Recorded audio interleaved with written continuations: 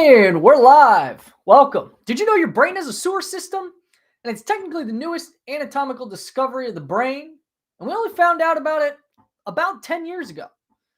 Glymphatics, they're called. It's actually a unique variation of the lymphatic system that only exists in your brain. It's kind of cool because we just found out about it within the last 10 years. And considering we've been digging around in human bodies for centuries now, it's pretty rare to find a new body part. And so the fact that we found one in the last 10 years is actually kind of cool. It's what made it so exciting to me.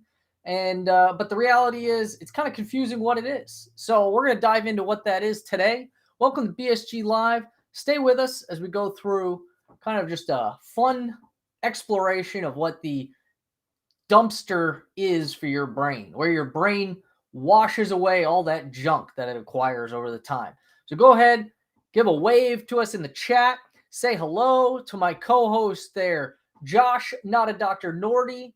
Give us a thumbs up, an emoji, a heart, a wave. Leave your name. Ask a question. Anything you want in the chat. We're here to have fun. Welcome to the stream, everyone. But before we get started, we just want to say we are a nonprofit organization. Everything that we do is for the benefit of students, professionals, patients, families, caregivers, veterans, you name it. We're here to create content and opportunity that's beneficial to all of you. And the only way we can do it is if our community supports us. So if you want to head over to our website, neurosurgerytraining.org/donate, you can financially support the organization. If you can't financially support us, that's okay. Tune in, like, subscribe, share the stream, bring your friends and families, grab a bucket of popcorn. Let's get into it. Josh, how you doing this evening? I am doing fantastic. How are you? I'm good. What's new in life? Not much, man. Just still grinding away at the everyday work and then joining you every Tuesday and Thursday to talk about brain stuff. Mm-hmm. Do you do brain stuff for work? I do no brain stuff for work. I actually use my brain as little as possible at work as well. So I see. Douglas, welcome to the chat. We appreciate it. Any questions you have, just go ahead and leave them for us. Welcome. I like the enthusiasm. Let's see. So, Glymphatics. What does that mean? Does that what do we need to start? Should we start with sort of the article that we kind of read? Should we, do you have some burning thoughts you want to put out there into the world there, Norty? many burning thoughts, specifically around glymphatics. But when you say very glymphatics, then topic. The only place my brain goes with my limited doctoral research is when you say glymphatics and lymphatics, I immediately think of like lymph nodes. Is there any combination to that? All right, there we go. Correct, right? So it all originated from sorry, my bushy eyebrows are just getting in the way. Where are we at here? Kofi, welcome to the chat. Thanks for saying hi. We appreciate it. Hello. So let's see. Where are we at here? Lymphatics. We've known about that for a while. All right. One of the things, basically, what happened was they recently found a similar lymphatic-like mechanism in the brain. It was published in 2012. And but it's a little bit different because it works dependently on a very specific glial part of the brain. So the glial part is where we get the G from. So they basically took this cell type, this brain cell type that's very instrumental to the function of this lymphatic system, and said, since this is kind of unique, let's call it the glymphatic system. And so it's that's kind of how we got at the name of it. But why don't we just take a look at sort of our I don't know, should we call it our seminal media piece for the evening? I mean, that's kind of the idea. At least my thoughts are, and how we would, stimulate our minds around a discussion. So let's pull it up here. So this is an article, Medical News Today. I have no idea if this is a credible source of news. This is not peer-reviewed journal, nor are we looking to find a peer-reviewed journal, but I thought it was an interesting food for thought type of overview that, might be a little easier for a non-physician academic to understand. Hence why I sent it to you, Josh. Give credit to the author because, hey, I'm not here to steal anyone's thunder. I'm just here to steal their media. I'm not trying to take credit for it. All right, so he says, because CNS is highly active with metabolic waste that builds up quickly, it needs some way to get rid of that waste. And so that's where the glymphatic system comes in. The glymphatic system is the brain-based garbage disposal. Scientists believe prior to this that each individual cell was basically getting rid of its own waste. Like every cell says, I'm going to take my trash out, you take your trash out, and go bury it in the backyard. What they actually found was the town garbage disposal service that comes around, picks your trash up at the front door, takes it to central waste. And so that's the simplest way to explain what it is. And so what happens is, and why this is interesting, and we're going to get to this, when you have dysfunction and how your brain gets rid of waste, it leads to problems. And it started by looking at things like Alzheimer's disease, but obviously the thing that's most interesting to me as a neurotrauma researcher is how something like this might affect brain trauma. And so, I don't know. You got any thoughts on that, Josh? Couple thoughts. Hit me. What do you got? I'm just get a drinking little some echo coffee. again. I'm hurting, man. I'm working since 5 a.m. It's almost 9 o'clock at night. Main question is how do they go about discovering this type of thing in the brain? Like, how does this go so long with being unnoticed, and how do they actually discover something like this? Well, is it any better now? The echo that you were getting? Good. Yeah, I think on the echo. We had a little bit of a tech issue when we screen share. Actually, why don't we pop the screen share off and just go full mode here? We don't need that. Let's turn that off. There we go. Perfect. And you can see us. We're here. So it started by, well, one, obviously we didn't know it existed, right? And it wasn't like a traditional anatomical discovery where, hundreds of years ago, they would just like slice some dead person's body open and be like, hey, look at that thing. What's that? And then they'd figure it out. Right? I know you get fascinated by the anatomic stuff, and it feels like this day and age we shouldn't be making anatomical discoveries, right? Like that's what it feels like. So it is unique, and that's why I'm just curious as to how something like that happens and how it even goes unnoticed for so long.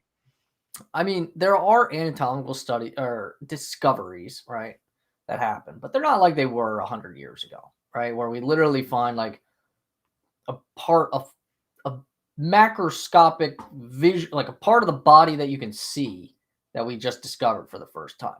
Anatomical discoveries these days are like, we found this obscure variant of the tip of a blood vessel in like 100 people in a remote tribe in Papua New Guinea. I don't know, whatever. And they like name this like obscure thing that is largely clinically irrelevant. However, this is not that case. This is something that's applicable to pretty much everyone. And it was not found in a normal anatomical sense. Like I was saying, people hundreds of years ago, they just cut open a dead body and start looking for something new. This was something where it really came from physiology science, scientific experiments trying to figure out like how parts of the body actually work. And in doing that, I think it was somebody found they used some sort of contrast imaging. I think it may have been in like a mouse model or something. And they basically realized when they injected this contrast dye into the CSF, which are like the little water spaces of the brain. I know we haven't probably talked about that a whole lot, but there's basically like lakes and reservoirs of water. All right. That's the simplest way to put it. Kind of hide out all around the brain. And those lakes and reservoirs, what they did is they injected a dye in there. Hang on a second. Oh, I have thank you. A water delivery. I ran out of water. So perfect timing talking about lakes and reservoirs in the brain. I know, the water right? gets delivered. It did. Well, at first I heard a little 1-year-old tapping outside my door, and I was thinking I was about to get quite a rapid descent of visitors upon my office here. Anyway, so what they did is they had injected this contrast dye, and what they saw on imaging was that the contrast had dispersed and followed the tracks of all the blood vessels in the brain, and it kind of made them think, like, that's kind of weird. Like, why did it do that? We didn't inject it into the blood vessels. And then I think initially they had trouble sort of replicating some of these experiments, and so that's why it probably didn't gain traction right away, but it led to enough curiosity for people to sort of start exploring what's going on. And it's actually kind of fascinating what they found. They basically found that along all the blood vessels in your brain, there are like little tiny streams, right? And you've got these big lakes of CSF, these reservoirs all throughout the brain, but then they sort of trickle down into these little tiny creeks, if you will. Do you say crick or creek? Creek. Creek? Yeah, me too. Say crick. I always think it's funny when somebody says crick. Yeah. So anyway, so they found that you got brain cricks where, CSF is basically pumped alongside all the blood vessels. And this water, this brain water, we'll just call CSF brain water, right? We don't need to make it complicated. I like that term. Yeah, your brain water, not juice, it's brain water. Your brain water goes along the blood vessels in the brain and basically picks up garbage along the way and gets dumped out back. That's the simplest explanation. It's kind of fascinating. It is super fascinating. I know you'd mentioned like what type of impact this could have for traumatic brain injuries, but let's say, what's the importance of the brain water collecting and gathering this waste and flushing it out of your system versus maybe something going wrong and that not happening? What do you foresee the issues behind that if it didn't have this glymphatic system? Well, let me answer your question with a question. What happens in your life, your house, if you don't take the trash out? See, it seems bad. It seems like bad things happen. Right? Yeah. I mean, don't get me wrong. I'm sure you're a very smelly individual. I can tell. It's accurate. No, but there's hygienic risks at the macroscopic level for you as an individual if you don't take the trash out. You got rats running around your house. Now imagine that happening on microscopic level, right? And now all of a sudden, it becomes non-hygienic for all the cells in your brain. And they go. So what are brain rats? What would a brain rat be? Yeah, we get into the good stuff. What does a brain rat do? What is a brain rat? What does that look like? What does what might it have what medical term might it have associated to it besides a brain rat? Well, there are more than one, but why don't we go ahead and bring it back to something that I think you're learning a lot about now? Well, let's go ahead and say tau is a brain rat. And the plot thickens. See how it all comes full circle? It's all starting to make sense now. We're hearing about tau proteins. I now know what that is. I have a fundamental understanding of why that may not be a good thing in the brain, and how we could possibly test for it. So is that a brain rat? Is tau protein a brain rat that can cause some type of deterioration in the brain if it's not getting flushed out properly? Well, do you recall how we were sort of discussing the issue that you have with, tau proteins, or in case of Alzheimer's disease, amyloid beta, these types of things?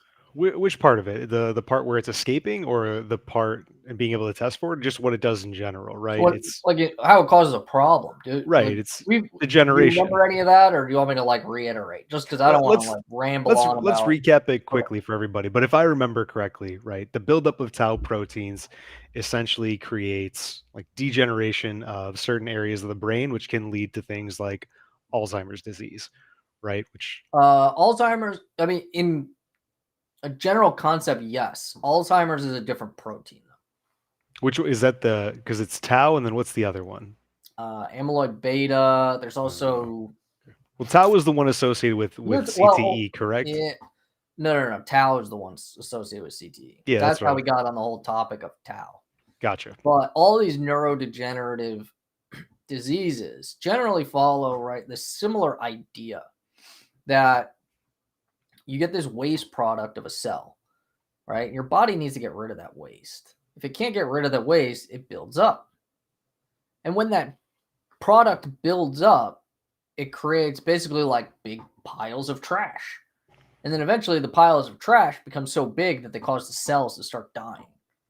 Now, what that pile of trash is different for different diseases and different parts of the brain. Right? So you have to think about like multiple factors here. Right? Like let's say, for example, you live in Chicago and you hoard juice boxes and you never take the trash out. Piles of juice boxes are going to kill or they're going to overrun your house in Chicago, right? Now let's say my thing is like, I don't know, Milky Ways. I just can't, I have a million Milky Ways. And I never take the trash out. My house is overrun with piles and piles of Milky Ways. Well, my house is in New Jersey.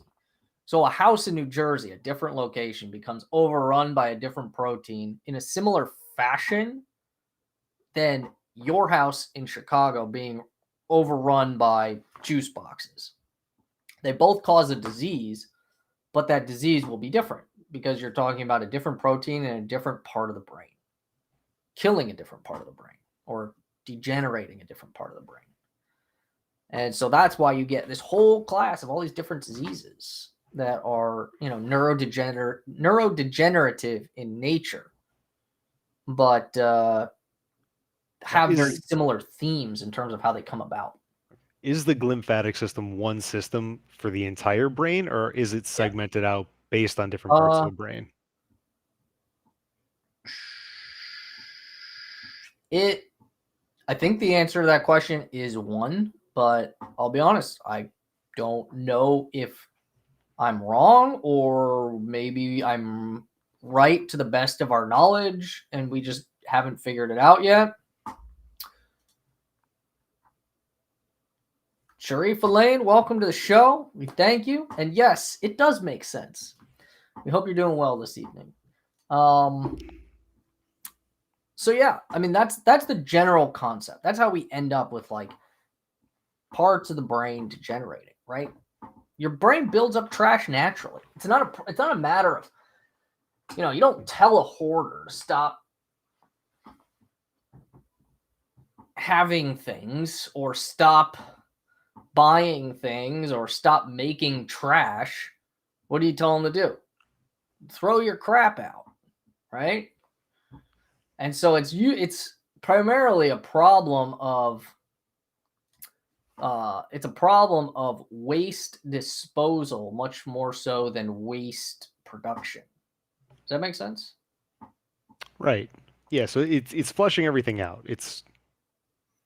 Yeah, exactly. Yeah, and if you can't, then it becomes a problem. Yeah. So if it's not functioning properly, and I guess that was the second part of my question is, do you think traumatic brain injuries can have an impact on the glymphatic system?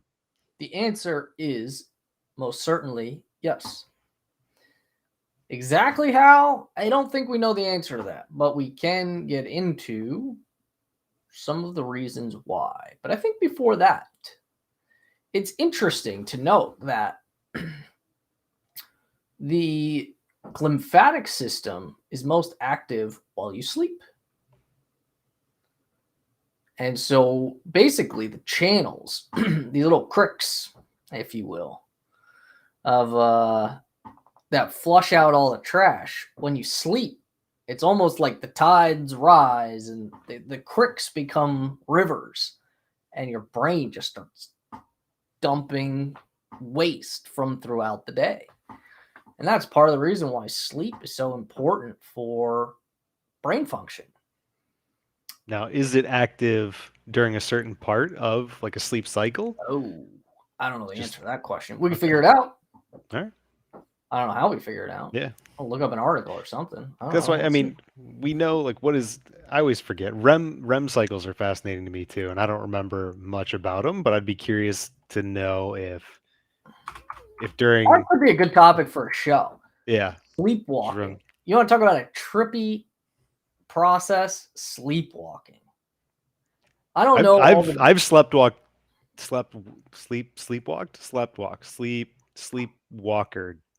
twice in my life that I know of. Sleepwalk. I don't know how to sleepwalked. Yeah. Sleeping walking. I've done that twice in my life that I know of, and I remember one of them being woken up, the other one I do not, but we eventually found out I was sleepwalking, and I don't know why, but it's only happened twice in my life. It's pretty crazy how, like, some people, they're like genetically predisposed to sleepwalking. Right, because there's a documentary. I want to say it's on Hulu. I don't remember, but there was someone who was sleepwalking and essentially killed his roommate while he was sleepwalking. That's crazy. How does that happen? It seems wild, but he was a documented sleepwalker. So, like, it was a common occurrence where he would always be sleepwalking. And it is crazy how someone's like disposition, and like they talked about it, how like it's a common thing, and if you're somebody who is prone to sleepwalking, it becomes a pattern almost, and you do similar things each time you sleepwalk. And somebody who's experienced sleepwalking twice, but only twice, and it hasn't happened again to my knowledge, I feel like it's not uncommon for a lot of people to say they've experienced sleepwalking like once or twice in their life. Yeah. It's rare for people to, I mean, not rare, but it's not common to like meet somebody out on the street and they're like, yeah, I'm gonna sleepwalk all the time. Yeah. But I remember like my brother was like, had never, to our knowledge, ever sleepwalked ever in his life. And then one year when we were at, well, I wasn't there. It was actually, I was too young at the time. It was, he was at Boy Scout camp with my dad, and like just randomly decided the one night he was going to sleepwalk, and like full on like gets out of his tent, like walks down the hill, like through the woods, and like falls asleep on a rock like next to the lake. And my dad like wakes up, finds him there, and was like literally like horrified. Like, that's terrifying. He like kept walking and like ended up like in the lake. It's like, it's crazy. And then it's like never happened again, at least to our knowledge. I think my wife has probably sleptwalked once or twice. Probably, I don't think while we've ever been married. She used to sleep talk. I hope she won't mind if I tell everyone this. She used to sleep talk. Like literally would like sit, and it spooked me a couple times after we got married. She'd like sit straight up and she would start talking. She was like looking at you and talking to me, and I'd be like, at first I would like try to respond, but then it's like, what she's saying doesn't make any sense. And I'd literally like shook her. She would like wake up, and it was like literally like she had no idea what was happening. It was crazy. Spooked me so bad. Like the first time we got married, first like year or so. Yeah, that'd be a little alarming. She hasn't done it in a long time though. It used to be like, that was like a really early on in our marriage. I don't know. She doesn't really do it anymore. Or I've just gotten so. You just toned it out completely. Yeah, I'm just so used to it. I'm just like, I gotta go back to bed. I don't know. Although, I mean, at this point in our life, you have to actually sleep to be able to sleepwalk. I mean, she's up all night with the baby still sometimes. So I know she's hurting right now. She didn't sleep too good the last couple of nights. The baby's been sick, so she's been sleeping very poorly. Which obviously is more challenging for Julia than me, sadly, because certain services a baby requires in the middle of the night that I'm incapable of providing. That being said, I would be more than happy to do it if I could. Yeah. Let's rope it back to what we were originally talking about. Why is it the glymphatics, or not why? What happens during sleep in the glymphatic system? What's it doing while you're sleeping?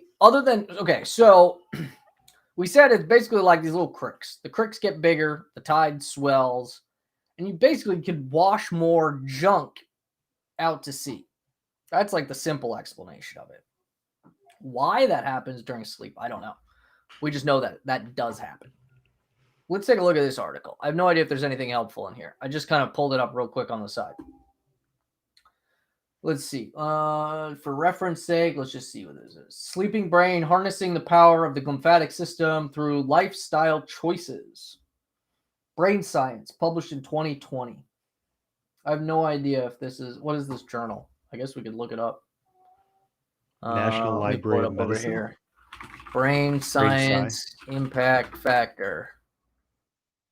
Okay. So, behavioral and brain science?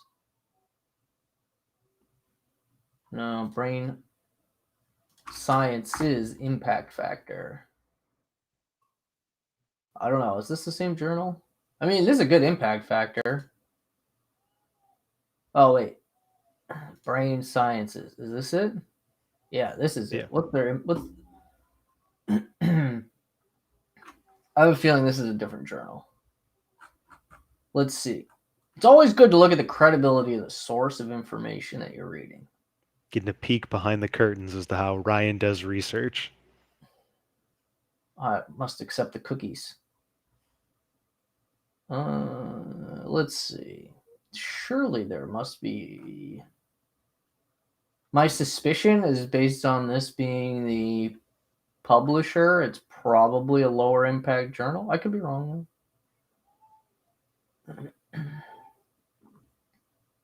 Oh, here we go. Impact factor 3.3. That's not terrible. I mean, it's a small journal, but I would. Oh, it's right up here. I can't even read. Okay, whatever. Okay, so let's see what they have to say. Let's scroll back down to this little highlighted section. The glymphatic system in sleep. System is constantly filtering toxins from your brain. During wakefulness, the system remains mainly disengaged, although sleep is often associated with rest. Glymphatic activity is dramatically boosted during sleep. Photoimaging of in vivo mice demonstrated 90% reduction in glymphatic clearance during wakefulness, and twice the amount of protein clearance from the brain during sleep. Sleep-induced enhancement of the glymphatic function appears to arise from the expansion of interstitial space, is what this means. Interstitial fluid space. Is that the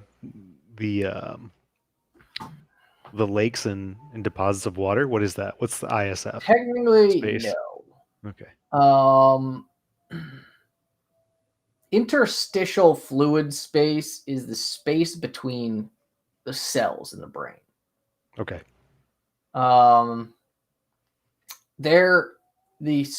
What you're talking about, where like the lakes and stuff, that space would be like, you have your ventricular space, you have your cisternal spaces, you have your subarachnoid spaces. These are all connected, but they're somewhat distinctly different spaces. Okay. I know that's kind of a very technical aspect. Nothing to worry about too much. Let's see. Where were we? The expansion. It's expanding more while you sleep. Okay. So it's getting rid of stuff while you sleep. Humans, blood oxygen level dependent function, fMRI, whatever, was used in combination with EEG and CSF measurements in order to detect sleep state. Most brain activity occurred. Detect in which sleep state most brain. Okay. They found that during wakefulness, CSF flow had a small amplitude rhythm, peaking around 0.25 hertz, whereas during sleep, large oscillations occur every 20 seconds, peaking at around 0.05 hertz, resulting in a significantly greater inflow of CSF than during the day, as well as cleansing the brain. The replenishing role of the glymphatic system was observed. Glymphatic-induced reoxygenation of the brain occurs during large pulsations of CSF. The pulsating fashion in which these sleep oscillations occur suggests that the majority of glymphatic activity occurs during N3 sleep. Okay, so this is the answer to your question. Gotcha. N3 sleep. What is that? Sleep means, I don't know. You're supposed to have all the answers. That if I It's like this is one of those like medical facts where I can like remember. A quick Google search says it's a deep sleep. Is known as the deep We'll sleep stage. Yeah. Probably. Bottom line is, it's like I can tell you I 100% learned about this in medical school, but because it was never applicable to the clinical career path that I took, at least up until this point in this very moment, I've long forgotten. Let's see. While I've been looking over here at this screen, we've got a comment from Julia Redwanski. I believe lymphatics are also most active when lying supine. Might be an important component too. And that makes sense.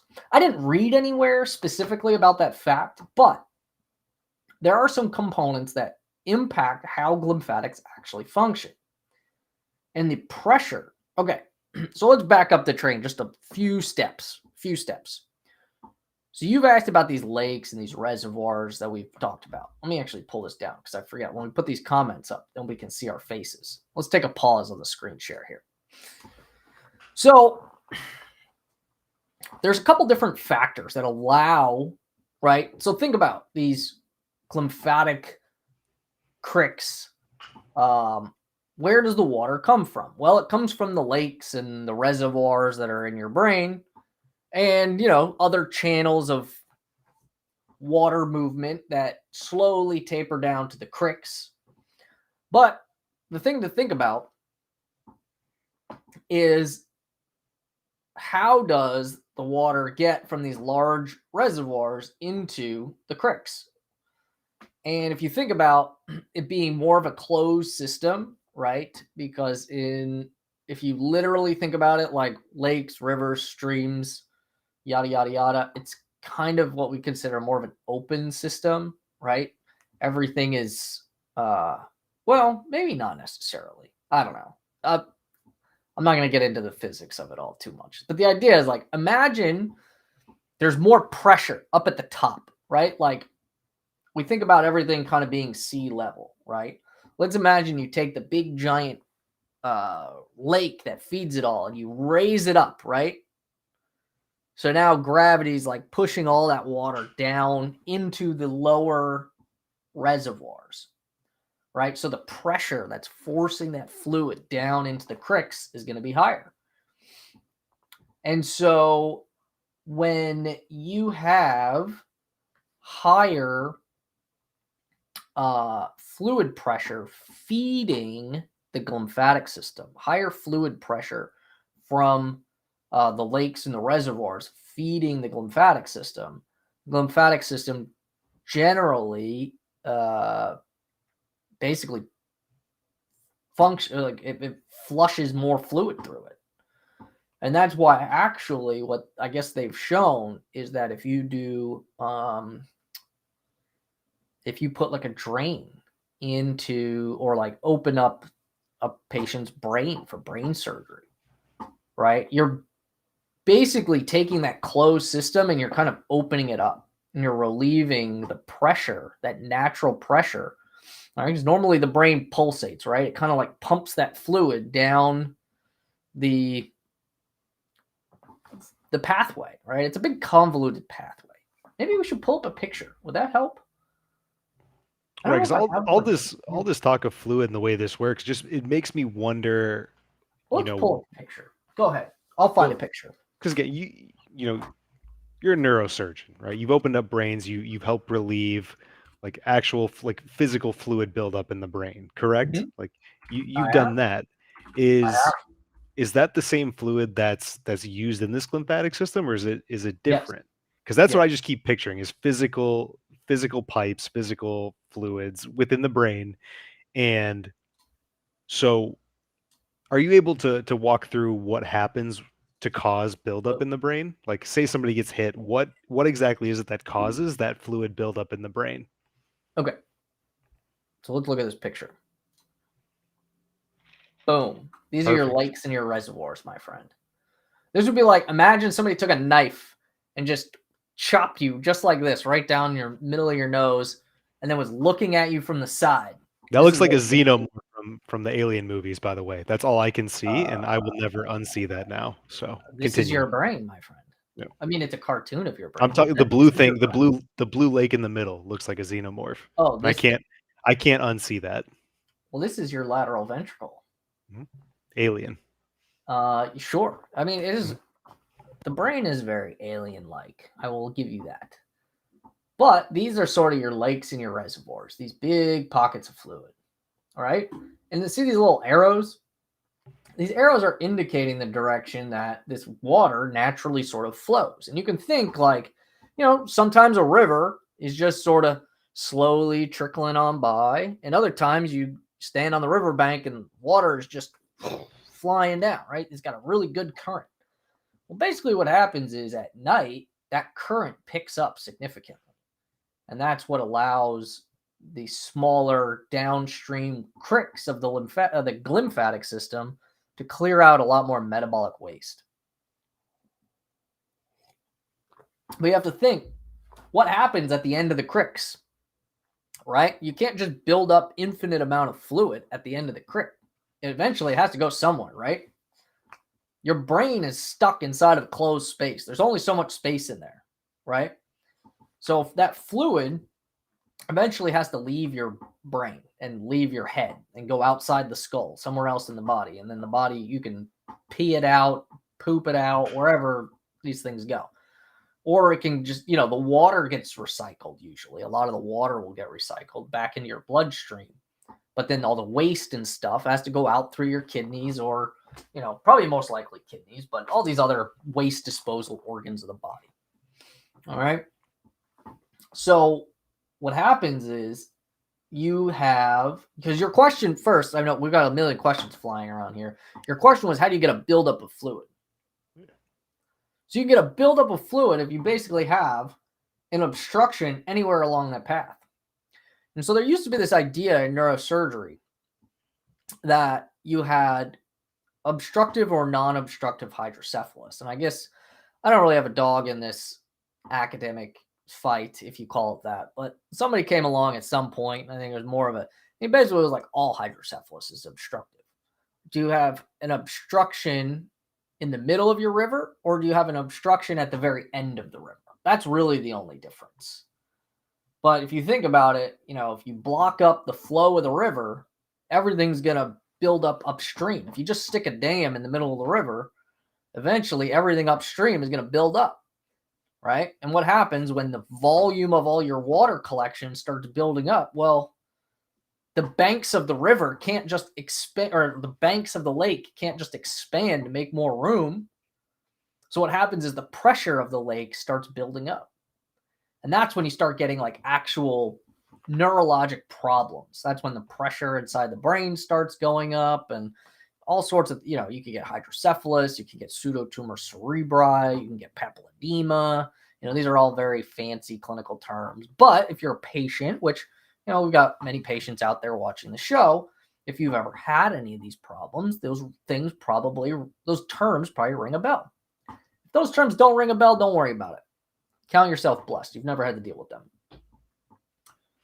So that's sort of the river, the lakes, the streams, the water. That's the system, right?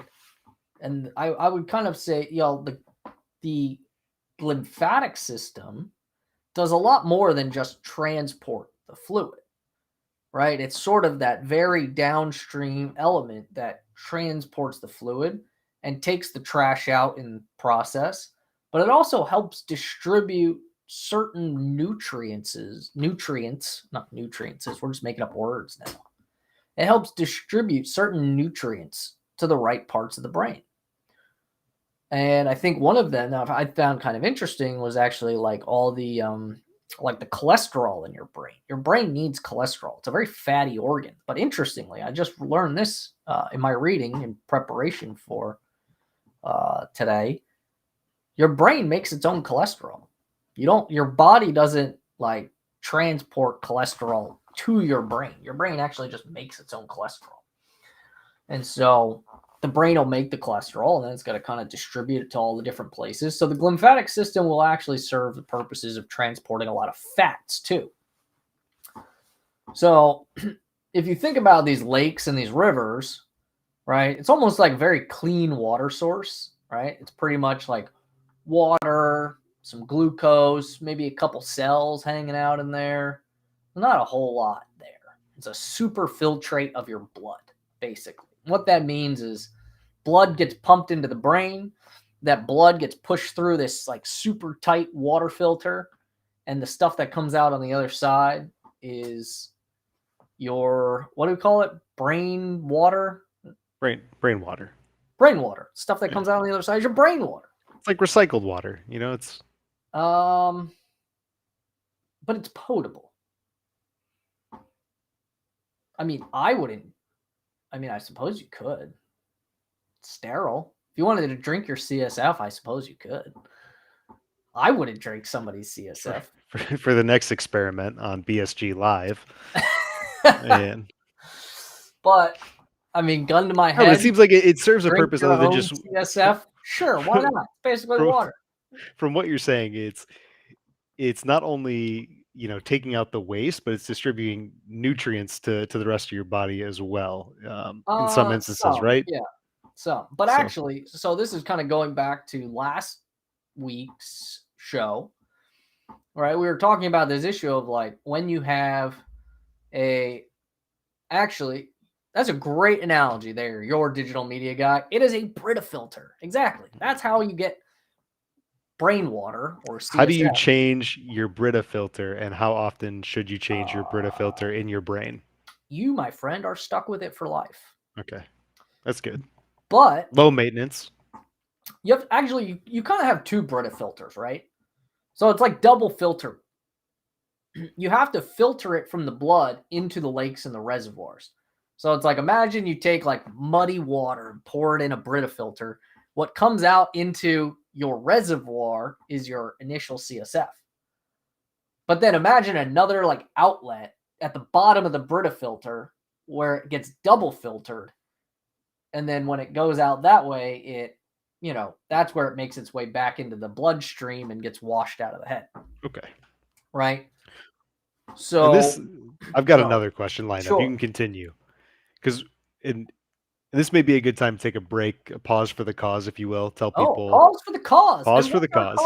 Yeah. Well, our cause is we are Brain and Spine Group, a nonprofit organization. Welcome to our stream BSG Live. We do this every Tuesday and Thursday. We are a nonprofit organization committed to making brain and spine health globally better. We want to improve brain and spine health. We're doing it through education. We're doing it with research. We've got research groups in the organization that produce academic contributions throughout the year. And we are committed to serving the community of veterans, patients, caregivers, loved ones of patients suffering from brain or spine injury or illness. Help us take care of these people. Help us train the future brain and spine doctors around the world. The only way we can do that is if you support us. You can go to www.neurosurgerytraining.org/donate to donate to the cause. And what that will allow us to do is keep doing all the things that we do to train the future doctors of brain and spine, to produce research that helps us better understand injury and illness of the brain and the spine, and to get right down to it, boots on the ground, and serve the community of patients and veterans who suffer from brain and spine injury. That's what we're all about. It's actually not that complicated. Although you spend a day as the CEO of the organization, you'll find that there's actually, it's a lot more complicated than that. But I'm happy to do it because I love this organization. I love taking care of patients. Nothing makes me happier than genuinely helping a patient for the right reasons without really anything in return. So, great organization full of great people from what I've met, and I'm happy to. Of which I'm the worst. Everyone that works with me Ryan is the better worst. than I am. I assure you of that. But it's absolutely a great cause. And that's how we got to talking once we became friends, and how I got to join you on BSG Live. So yeah, if anybody can support, it's great organization. Again, great people. I can't say that enough. From somebody who's not super involved in it, but gets to experience what they do is fantastic. So, you know, my favorite concept. Oh, there we go. We got the link in the chat. So go ahead, hit that link, go over to the website and donate so we can keep doing what we're doing. We live stream because it's fun, because we want to get out there. We want to talk to the patients, the families, people who are just curious and kind of let you know what's going on with the brain. None of us are experts. I'm not an expert. I'm just a guy who likes taking care of patients. And I really like the brain. It's interesting. It's fascinating. I want to talk about it. So that's why we do this. All right, where do we leave off? What's next? Well, what I wanted to ask about was something we talked about last week, and I feel like it fits in well here with the glymphatic system and how it gets rid of waste. You talked about some type of membrane filter for things not being able to get out of the brain. How does that play into the glymphatic system? So last Thursday, we were talking about biomarkers, right? And we were talking about this idea of if you have something you can measure that tells you whether or not someone has a brain injury or CTE. You know, CTE is a big, obviously, focus for biomarkers. Even if you have a perfect marker, but that marker can't get out of the brain and into the blood, so that way when you draw blood out of that patient and send it to the lab, that the thing you're looking for is actually there. What we actually found is that the glymphatic system is a very significant, if not the primary player that gets biomarkers out of the brain and into the bloodstream in honestly a lot of different disease processes, but definitely in traumatic brain injury, right? It's not an issue of the blood-brain barrier, which I think changed a lot of people's perspective, because they kind of thought, you know, if the brain is this, think of the brain like Manhattan. It's this giant super city on an island, right? I mean, how do you get into Manhattan? Very limited number of ways. A couple of bridges and tunnels. That's really it. And for many years, decades really, we pretty much assumed that the blood system was the only way in or out of the brain. I mean, from a physiologic perspective, as neurosurgeons, we found other ways to get in and out of the brain. But in a natural sense, how do things get in and out of the brain? Basically, the bloodstream was, as far as we could tell, it. You know, you come in through the arterial system and you leave through the venous system. If you want to leave the brain, you got to find a way to get back in the bloodstream. Well, the glymphatic system basically, I wouldn't say completely turned that theory on its head, but it basically showed us like the sewer system that leads out of the city, right? You can actually, there's another path of how things get out of this privileged environment. And it ultimately ends up back in the bloodstream, but that happens further down the road. Does that make sense? I think so. So it's going through the glymphatic system. It's getting filtered out. It does eventually make its way back into the bloodstream. Basically, I mean, at honestly, some point through filtering. Here's the thing. Pretty much everything eventually makes it back into the bloodstream. Okay. So there's a reason why blood is such a significant. Thanks for the thumbs up, Sharifa. We appreciate it. And thank you for your affirmation. We're glad it makes sense. It's always helpful to know. Honestly, I mean, I say that genuinely. I think this is an important thing for physicians and educators. You got to stop and ask the people that you're talking to if something makes sense. And it's really hard to do when you don't have feedback as an educator or a speaker. And it's an important point for young doctors out there, med students that are making their way into their clinical practices soon. Stop and ask your patients if what you told them makes sense. Because you'll be surprised how many patients will tell you no, or say, yeah, doc, I got it. And then they kind of explain it back to you. It's, well, you know, we are taught this in medical school. Is a teach back method. Although you're not asking them, oh, can you explain to me what I just said? You're just asking them, does it make sense? And then they'll sort of tell you. And that's how you ensure good communication with your patients, which is the most important thing. All right. So what's next? Where do we leave off? We only got through the title of our original article. Oh no, we got through the second page. Yeah, we got through a couple talking points. Restorative function of sleep may be a consequence of enhanced removal of potentially. Yeah, we talked about that. Let's see. What else we got? Oh, so this is an interesting concept. I didn't get a great answer to this one. Let me pull it up here. Your audio is going a little weird, just as a heads up. Oh, maybe it's because I'm turning my head away. Is it better now? No, I think it's might be like a connectivity issue. Oh, really? On my end or your end? Nope, it's better now. It may have been me. Better I don't now. know. Maybe All I'm right. just crazy. Worst case scenario, we can always get a confirmation from Carlos. Okay, Carlos says audio is better now. So I guess it was on my end. Who knows? Yeah. Maybe my wife is downstairs playing video games or something, taking up bandwidth. I don't know. She is a very avid video game player. I will say that. No, I'm just kidding. She hates video games. Well, maybe hate is a very strong word. She has a dynamic relationship with video games. We'll leave it at that. So let's see. The authors, this is going back to our original article. Difficulties with sleep onset and maintenance are among the most commonly reported symptoms in traumatic brain injury. Okay, so this is interesting. It's actually something I had a question around. So go ahead, hit me with your question first. Well, this is what I was starting to like. I was starting to put the pieces together, and I think this is going to get into it. So I don't want to cut it off too early. Go. But go.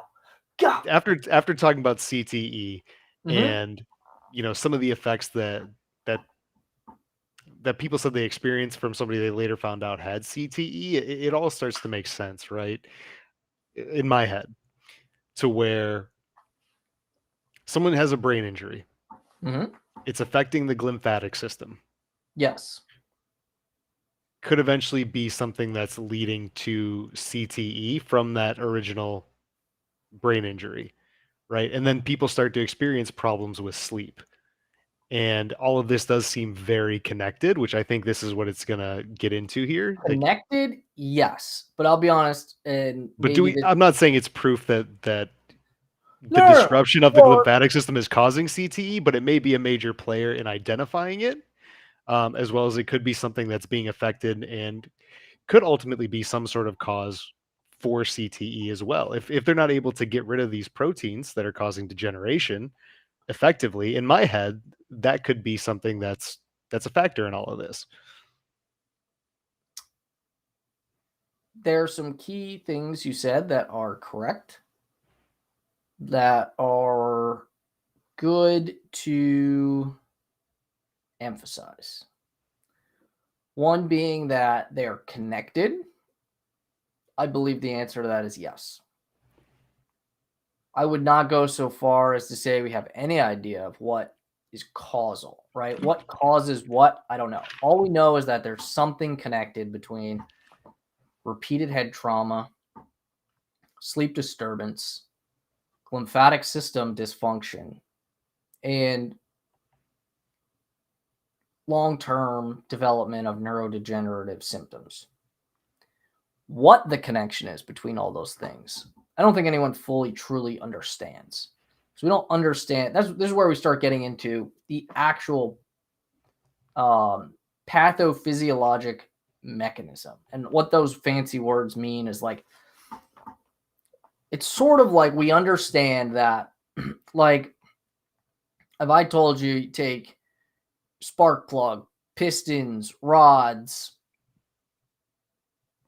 I don't know, whatever else. It's been so long since I've actually done mechanical work, right? And I said, all these things are needed to make a car turn on and go from point A to point B. The answer is yes. But that doesn't tell us how these things actually create a functional engine or a motor that allows a car to turn on and actually drive. And so I would say we about know that information. We know this part, that part, whatever parts. They're all involved in this motor. How they're involved and how they work together, we don't really understand. But you're right. Yeah, that makes more sense. And I guess I wasn't saying we know the cause, but it seems like we're putting the pieces together as we know what pieces or parts of the car are involved with Yeah. this type of stuff, No, I which agree. feels like steps in the right direction. I agree. They are steps in the right direction. The question, I mean, the thing I find interesting is sleep, right? A lot of people with brain injury have sleep problems. We know that. Clinically, those things are connected. The question, though, is that the disruption of the sleep causing dysfunction of the glymphatic system, and the dysfunction of the glymphatic system causing a buildup of proteins leading to neurodegeneration? Or is the traumatic brain injury causing dysfunction of the glymphatic system?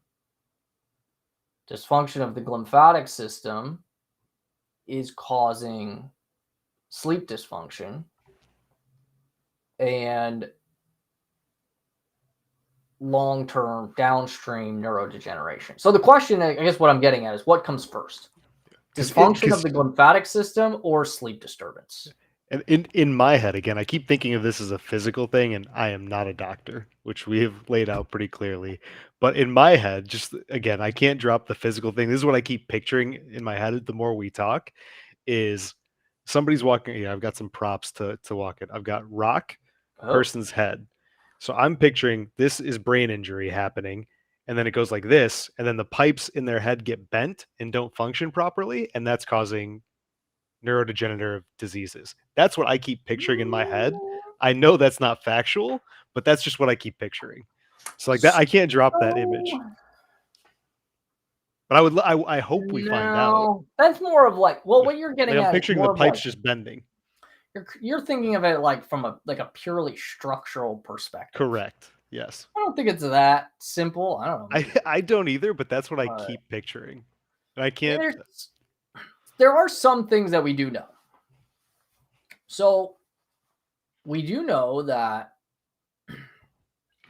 the pressure within the lake and reservoir system helps push fluid downstream into the glymphatic system.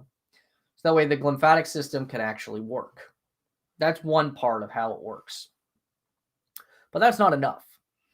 Now, we mentioned these creeks, right? These creeks run alongside all the blood vessels. Like very specific type of blood vessel. Maybe we can actually pull it up here. Let's give me just a second. I think I must have it here. And the more that we talk about this, I do think we're gonna have to do an entire episode on what goes on during sleep in your brain.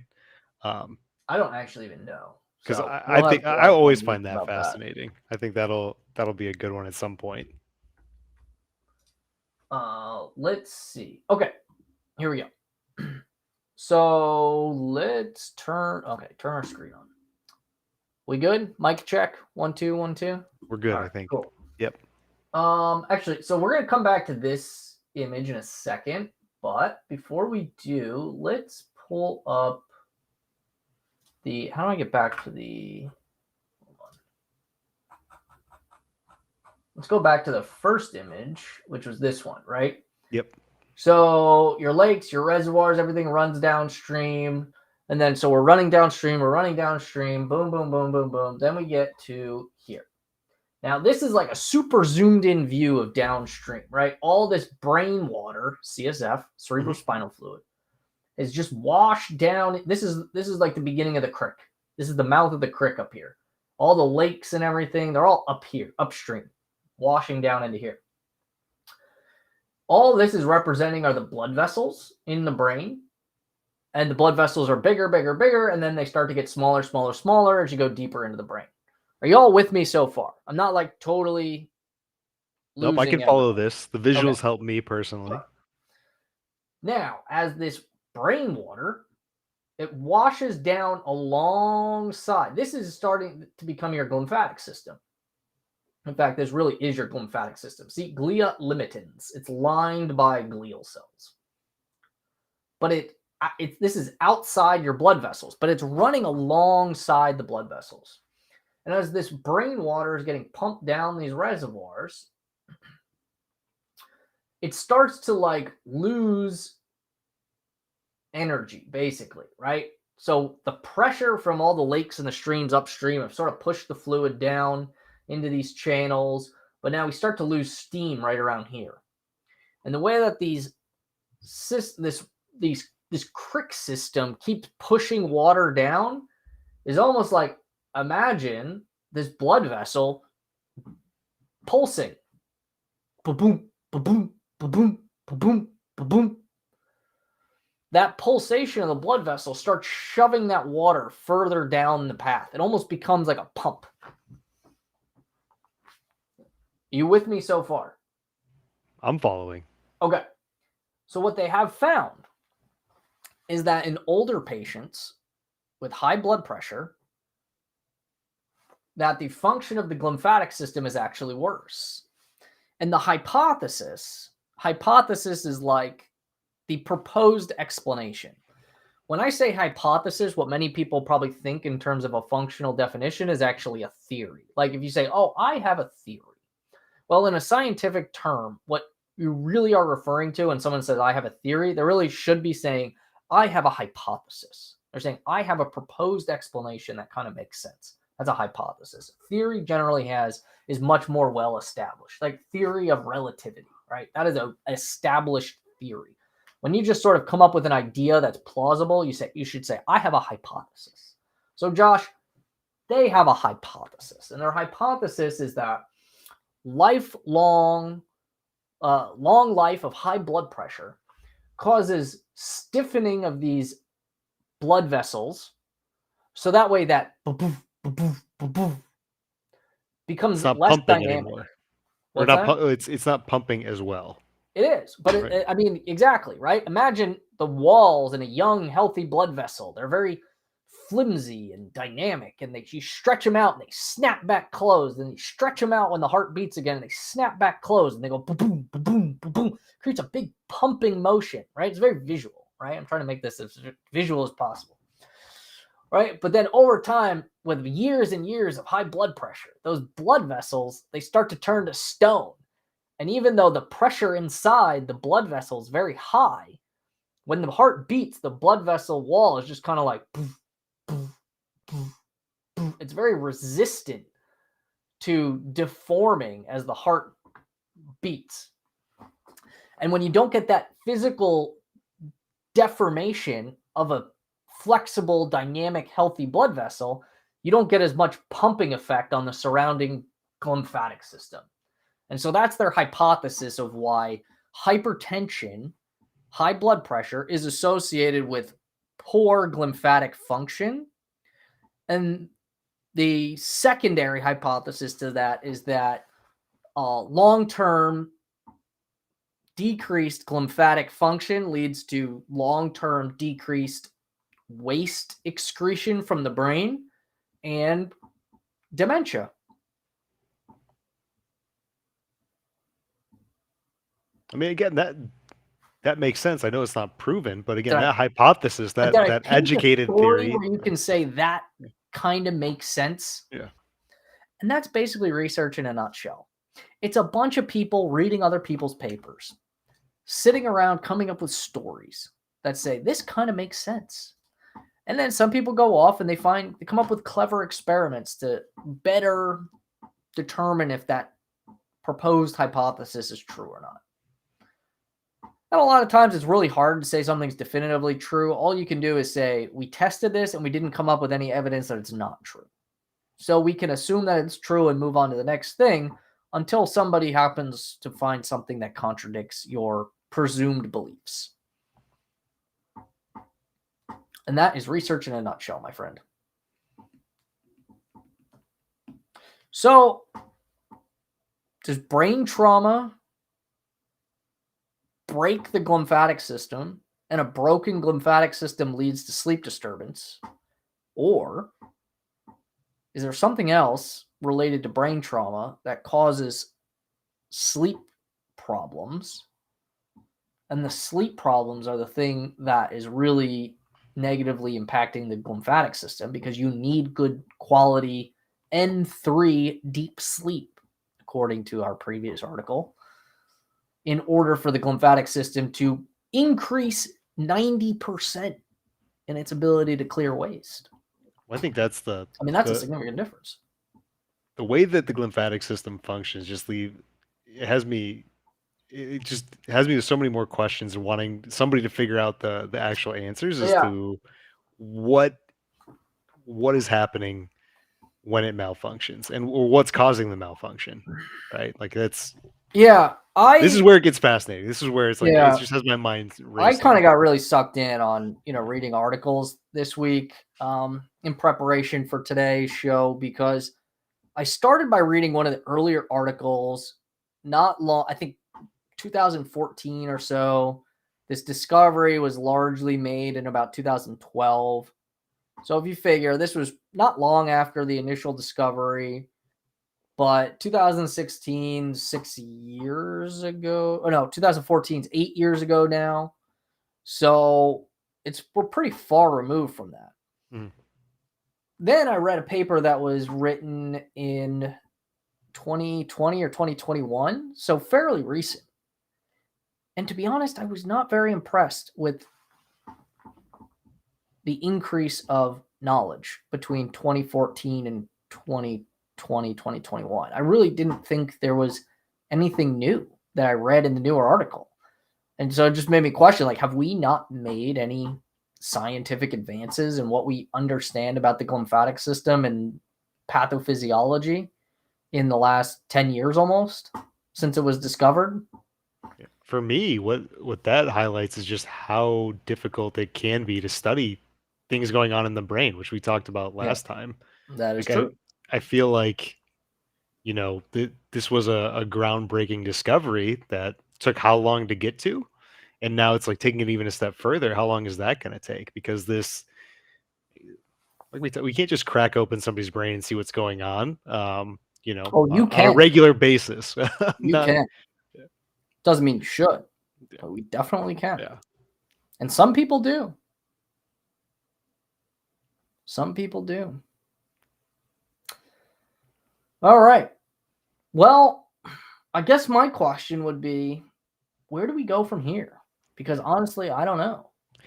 Well, and I asked you this last time, like, what are your biggest takeaways from this research? You're a big anatomy person, right? I guess to some degree, as somebody who likes operating, but no, I am not an anatomist. Okay. Well, no, you're not. You're a fan of anatomy and the anatomy. Sure. That's where you start to geek out, right?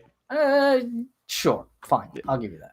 So what's your biggest takeaway from this? What did you, after all of your research that you did with this, you even said that you went down a rabbit hole, like what are some of your biggest takeaways from that research? And then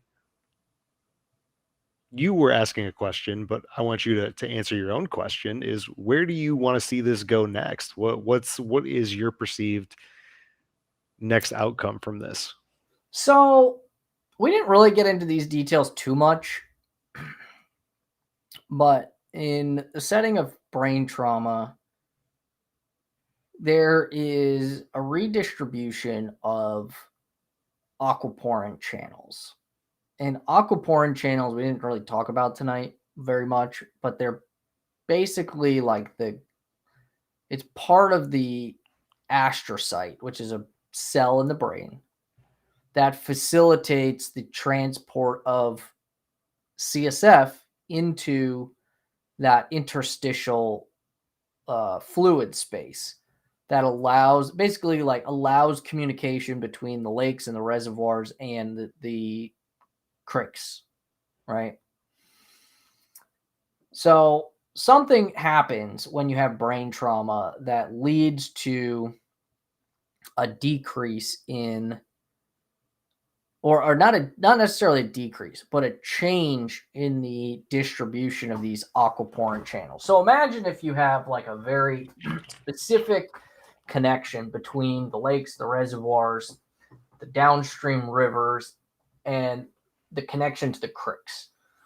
And the thing that connects the lakes and the rivers to the creeks, they just sort of like forget what they're supposed to be doing and go and exist somewhere else in the cell.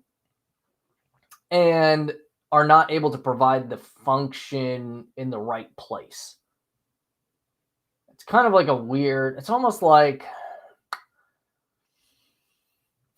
if a connection is trying to connect the crick to a water source or connect the crick to a cornfield, for some reason, these connections like pick up and go and try to connect to a cornfield.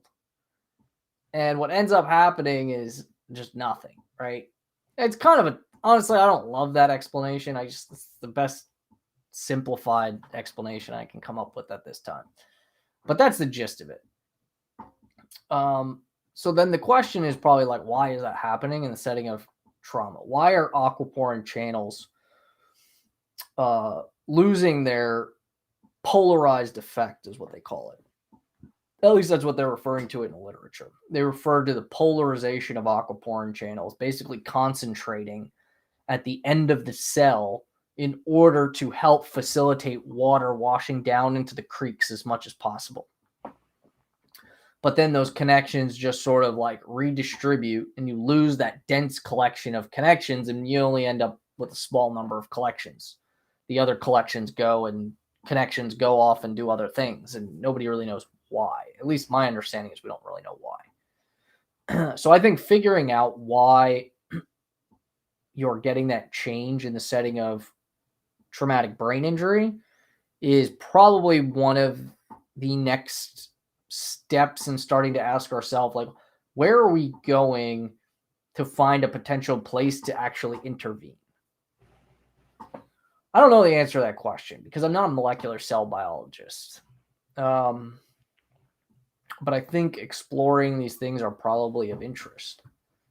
I don't know. I mean, and then the question could be, okay, let's assume you can fix that problem. Does it even actually lead to a difference? Does it actually change the glymphatic system function like we think it would? It might not. It might not be as impactful as we think it is. So, and I think it's kind of hard to have takeaways, honestly, with this. I feel like it's not. I feel like the science is not at a place where we're able to quickly create clinical translations from it. And so you sort of just have to keep doing more science and collecting more information before we can start saying, okay, now let's try this thing that allows us to take all that science and actually translate it into something potentially useful for patients. We now know it's there. We know that it exists, but we don't know what we can do with it. Yeah. Just yet, or how what we do with it is going to impact other areas. Yeah, right? Like, I think in many ways we kind of have to find more ways to break it, I think. And sort of by breaking it in more ways, you start to figure out new ways you could potentially fix it or use it or leverage it as you start to understand how it works better. That's my kind of takeaway. Okay. Because theoretically, you could also say, like, well, you know, if the sewer system's broken, can we find another way to get the trash out of the city? Probably not that simple, but. Right. Can we either find a new way to get rid of the trash, or can we find a way to fix the sewer system? It's kind of like that That's movie. What was that movie with Jack Black in it?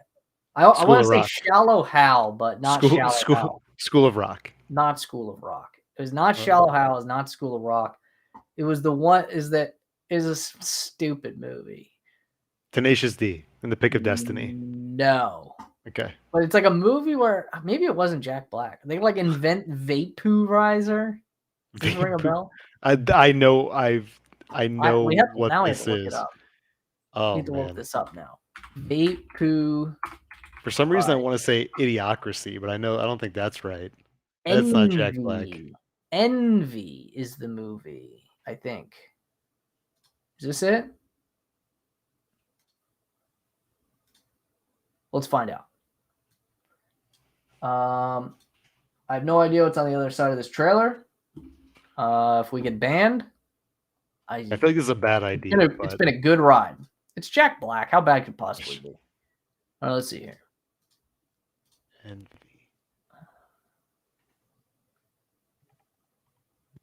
All right, let's see. But that's the question. Can we vaporize brain metabolites? Can we vaporize brain waste? Did you ever see that movie?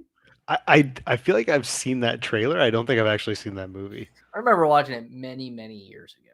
I don't remember much about it other than like the whole basis, the whole like plot.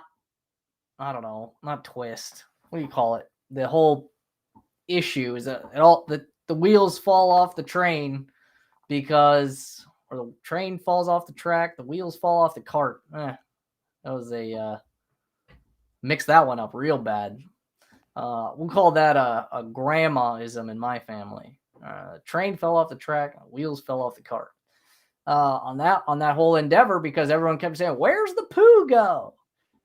And I don't remember what actually happened. Doesn't it end up like going somewhere else, like somewhere it shouldn't go? Doesn't it, like there's like a negative effect at some point, yeah, right? exactly. And that's Yeah. the same thing, right? Even if you can't just like, I had this physics professor who used to say, "There's no free lunches in nature." Yeah, you can't just like create energy. You can't just destroy energy. You can just transfer energy. I think. I don't know. I'm not a physicist. Can you destroy energy? It can't I don't be think so. created or destroyed, right? That's the whole I remember learning something about this in Something school. like that. I don't know. I'm not a physicist. Like I said, Energy in I'm not motion that stays smart in of a guy. motion.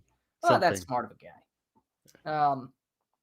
I just find things very interesting, and I enjoy reading from time to time. So yeah, no, I don't think you can vaporize brain metabolites. And if you did, you still have to get whatever the byproduct of that is outside the brain. So at the end of the day, we have to understand why the glymphatic system breaks and find out ways to restore its function. And I think it starts with understanding more about how it actually breaks, trying to break it in more ways, and then understand its function a little bit better. I don't know. Any other thoughts? It's fascinating. Again, I want to know how it all works in more detail. Yeah, And like those we'll get answers don't there. exist, but it makes you think. And I think that's the point of why this is so interesting is it makes you think. It is, I want to know how it works more because like we keep talking about, this stuff's fascinating. And it makes me want to know more. It gets my brain turning about how my brain turns Does it get your until it brain turns into water mush. And there pumping? we go. Get your It, brain it's water pumping? it's pumping the water. We invented a couple new words: sleepwalking, slept walking, sleeper sleeps walking, and Sleep. we invented Walk. one other new word. I don't remember what it was. But this stuff keeps my brain pumping, it keeps the juices flowing, keeps the water moving into lakes, and I wanna, Yeah. I No, wanna I keep think learning more. from an overall perspective, the takeaway from this topic is ask a patient with a brain injury. I mean, heck, we had Mike on the show, mention it multiple times.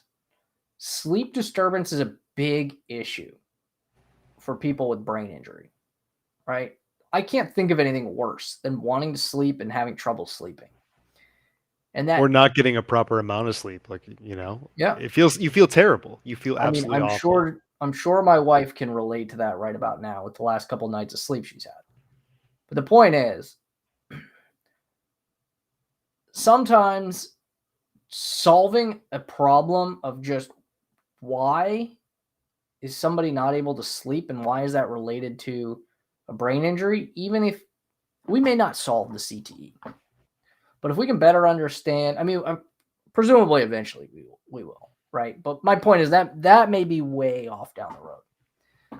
But if you can help someone sleep better, and presumably sleeping better is going to help stave off the development of brain degeneration, that's one in the win column for a lifetime of research, if you ask me.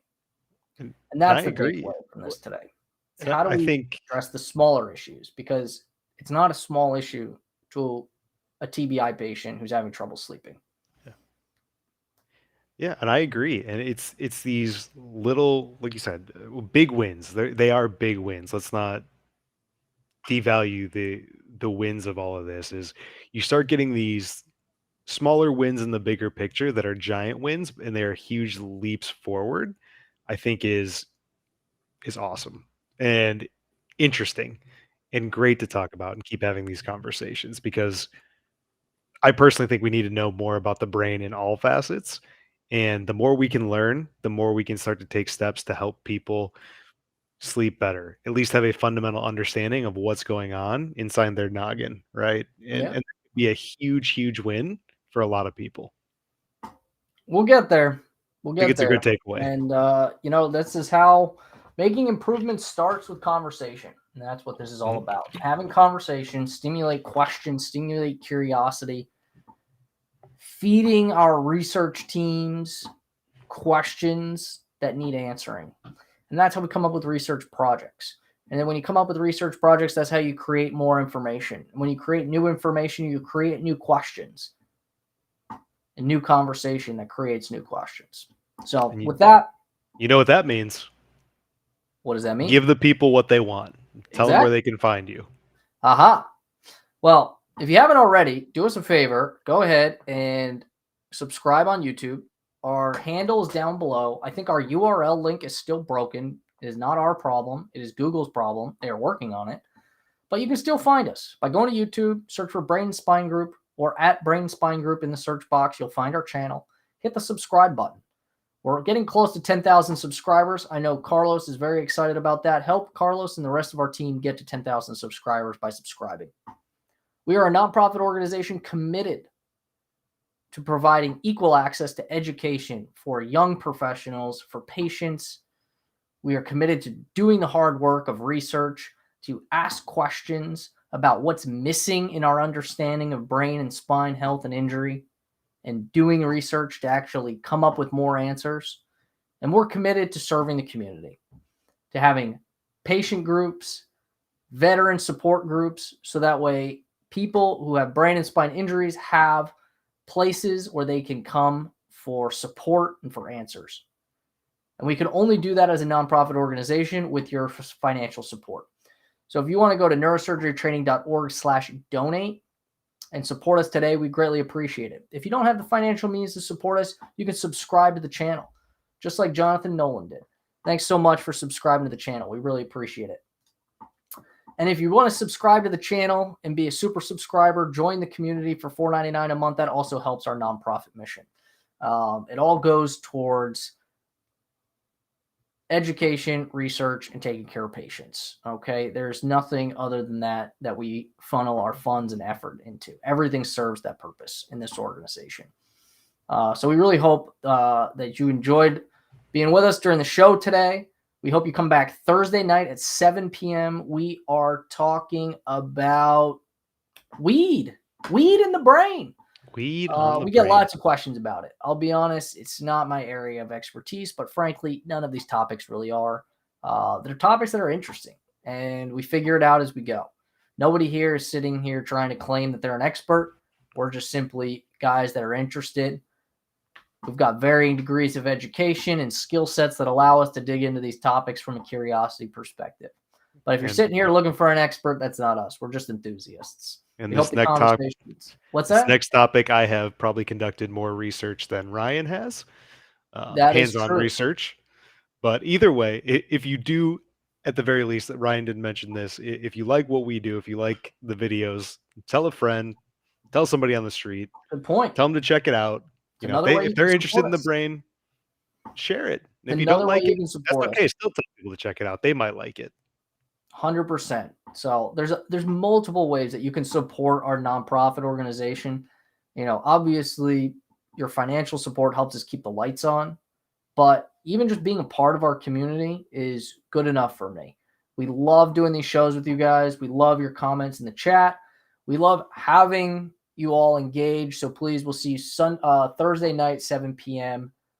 For weed, epilepsy, and your brain. I have no idea what we're going to talk about, but we're going to find out and make it something interesting, because who doesn't like talking about weed? On that note, have a great night, everyone. We thank you for being with us. We're going to go ahead and shut it down. We'll see you Thursday night. All right. We'll see you on the other side.